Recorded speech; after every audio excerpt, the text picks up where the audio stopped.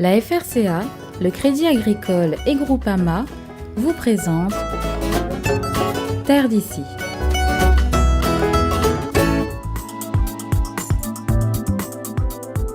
Agriculteur à Saint-André, Jean-Louis Chevalier fait partie de ce petit groupe de pionniers fondateurs qui participe, voici plus de 30 ans, à la création de la première coopérative avicole de La Réunion. Oui, il y avait des éleveurs vraiment assez compétents. On peut citer les noms. Il y avait M. Bernard Robert. Et puis avec les autres aussi. On a lancé M. Léger, tout ça. On a lancé la SCAR, avec les maillots à Grantilette, tout ça. On a fait à Colosse, là, on a monté l'abattoir. Et puis, fait mesure, ça s'est agrandi. On est allé à Étang-Salé après. Jusqu'à maintenant, on poursuit notre combat. Alors, Avipol est né à la base en 1984 à Saint-André. Ça s'appelait l'ASCAR à l'origine. Et c'est la volonté de 18 éleveurs de créer un syndicat des aviculteurs de La Réunion qui abattaient, élevaient et commercialisaient leurs produits eux-mêmes. Jean-Louis Chevalier se lance donc dans l'aventure avicole avec détermination. Grâce à un savoir-faire qu'il acquiert et qu'il développe par la suite, on lui confie alors la production de dinde, des volailles, beaucoup plus délicates à élever. J'étais bien avec un directeur de l'abattoir, il m'a donné tous les ficelles à entreprendre alors. Et puis ça s'est concrétisé, on a démarré avec à peu près avec 800 dendes. Et puis comme ça marchait bien, on a reconstruit d'autres bâtiments, on s'est agrandi au fur et à mesure. Mais voilà, maintenant, on est passé à 3000, 3200. Un quota de 400 mètres carrés. Aujourd'hui, apparemment, on a arrêté avec ça, on fait le poulet à la place. Et voilà. Depuis, la petite coopérative des origines s'est bien développée tout en se structurant durant ces 3 décennies pour devenir Avipol Réunion. Aujourd'hui, la base est partie à 18, aujourd'hui on est 116 adhérents. Et voilà. Donc des éleveurs qu'on retrouve dans toute l'île. Dans toute l'île. On est répartis dans toute l'île, surtout dans les hauts. C'est une volonté politique d'installer des petites surfaces dans les hauts, comme ça pour que tout le monde puisse travailler surtout. Un choix voulu dès le départ, qui a ainsi permis de développer des exploitations de taille familiale. Oui, on a choisi d'avoir une surface de 600 mètres carrés. Peut-être à l'avenir, il faudra augmenter à 800, on va réfléchir à ça. Mais au moins que soit c'est en complément de revenu, enfin un revenu en plus en élevage. À Saint-André, Sébastien Chevalier, l'un des fils de Jean-Louis, a pu ainsi s'installer comme jeune agriculteur sur 7 hectares de canne à sucre, en attendant de pouvoir reprendre un jour la suite de son père. J'espère reprendre l'exploitation familiale et bien sûr pourquoi pas installer aussi avec mon frère, reprendre. Voilà, à 2, c'est bien quoi. Ouais, c'est mieux. En attendant, Sébastien veille au bien-être et au développement de ses poulets dès leur arrivée dans les bâtiments d'élevage. Les poussins arrivent, ils ont quoi, un jour. Et donc on doit les accueillir au maximum, c'est-à-dire litière très propre, tout ce qui est température, nourriture à volonté. Nourriture à volonté, l'eau, boisson fraîche. Tout doit être nickel, on doit sortir le grand jeu en fait pour accueillir les poussins.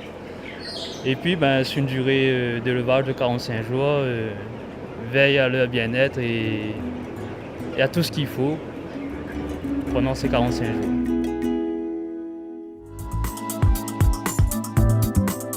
C'est la coopérative historique des producteurs de volailles pays. Avipol Réunion compte aujourd'hui dans ses rangs près de 120 aviculteurs répartis dans toute l'île. Si la production de poulets de chair reste bien sûr l'activité principale du groupement, la coopérative propose également aux consommateurs toute une gamme de volailles de qualité. Ici, à La Réunion, on fait à peu près tout, si on veut. Du blanc, du poulet jaune, la pintade, la dinde, du canard. On essaie de diversifier au maximum parce que le consommateur a besoin d'avoir plusieurs produits. Et tout ça, c'est fait en intelligence avec l'abattoir aussi. C'est toujours en discussion avec l'abattoir à chaque fois. C'est pour ne pas mettre les éleveurs non plus dans des problèmes financiers. À l'avenir, on va essayer de gérer au mieux tout ça. Installé à Temps-Rouge, dans les Hauts-de-Saint-Paul, Jean-François Grondin s'est spécialisé en production animale. En plus des porcs et des bovins qu'il engraisse, il élève aussi du poulet jaune, des coqs et des pintades. C'est de volaille un peu de gamme, on va dire aussi un peu de festivité. Et c'est aussi un peu plus long à le faire. Il faut compter entre 76 et 80 jours.